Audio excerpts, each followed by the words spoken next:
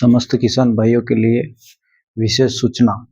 जिन भाइयों के पंजीयन में कई प्रकार की दिक्कतें आ रही है और कई परेशानियां हो रही है, उसके लिए मैंने ये वीडियो बनाया है।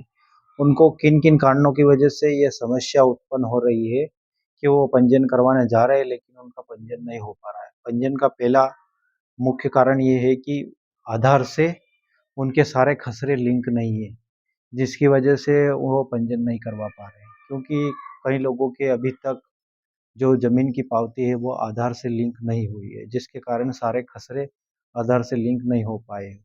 और कई भाइयों ने अभी तक लिंक करवा ली है लेकिन पटवारी द्वारा अभी सत्यापित नहीं हुई है, जिस कारण से पंजीयन में कई समस्याएं उत्पन्न हो रही है। तो या तो आपने करवा ली है और या अगर आपने नहीं करवाई है तो आप उसकी जांच करवा लीजिए, ताकि आपकी जो पंजीयन वाली समस्या है वो खत्म हो जाए। दूसरी बात ये है कि कई लोगों की अभी तक फार्मर रजिस्ट्री भी नहीं बनी है। तो जिन भाइयों की अभी तक फार्मर रजिस्ट्री नहीं बनी है, वह भी अपना फार्मर रजिस्ट्री कंप्लीट करवा ले।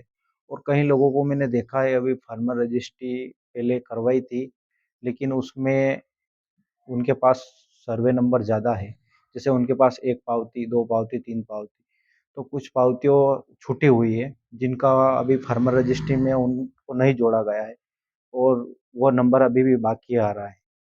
तो वह भी जुड़वा लें, ताकि हमारा फार्मर रजिस्ट्री वाला काम भी पूरा हो जाए। क्योंकि बहुत सारे लोगों को देखे हैं कि सिर्फ एक-एक सर्वे नंबर ही फार्मर रजिस्ट्री में जोड़े गए, बाकी जो बचे हैं सर्वे नंबर वो नहीं जोड़े गए। और कई लोगों की ये समस्या है कि एक गांव से दूसरे गांव में ज़मीन है, एक सर्वे नंबर में, वहाँ पे एक सर्वे नंबर दूसरे गांव में, तो उस वजह से सिर्फ जो निवास स्थल का सर्वे नंबर है उसी की फार्मर रजिस्ट्री हुई। तो आप उसको भी अपने पटवारी या ऑनलाइन सेंटर पे जाकर संपर्क करके उन सर्वे नंबरों को भी जुड़वा सकते हैं, ताकि आपका पूरा बेस एक बने। उसकी वजह से आपको फार्मर रजिस्ट्री कंप्लीट होने के बाद आप पंजीयन करवाने में कोई समस्या उत्पन्न नहीं होगी। और पहली बात तो ये है कि आपको आधार से लिंक तो सर्वे नंबर करवाना ही है और दूसरा काम फार्मर रजिस्ट्री का भी करवाना है, तभी आपके पंजीयन हो पाएंगे।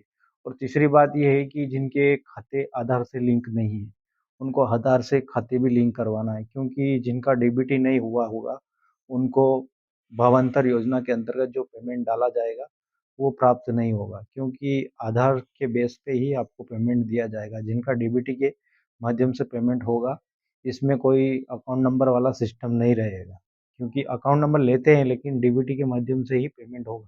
क्योंकि कई बार अकाउंट नंबर गलत डलने की वजह से पेमेंट कहीं और चला जाता है, इस वजह से उन्होंने डीबीटी का ऑप्शन चुना है, जिस वजह से जिसका आधार होगा और जिसके खाते का लिंक होगा आधार से, उसी में पेमेंट जाएगा। उसमें तो कोई संभावना ही नहीं है कि किसी और के अकाउंट में जाए, क्योंकि जिस व्यक्ति का आधार होता है उसी के साथ उसका बैंक लिंक होगा। दूसरे के आधार से कोई दूसरा अकाउंट लिंक नहीं हो सकता है। इसलिए उन्होंने ये बेस भी तैयार किया है कि डीबीटी के माध्यम से आपको पेमेंट किया जाएगा, क्योंकि ऐसी घटना पहले हो चुकी है, इस वजह से उन्होंने ये कदम उठाया है। तो मेरा आपसे यही कहना है कि जिनको भी फार्मर रजिस्ट्री और जिनके खसरे आधार से लिंक नहीं है, बैंक लिंक नहीं है, ये सारे काम आप करवा लीजिए।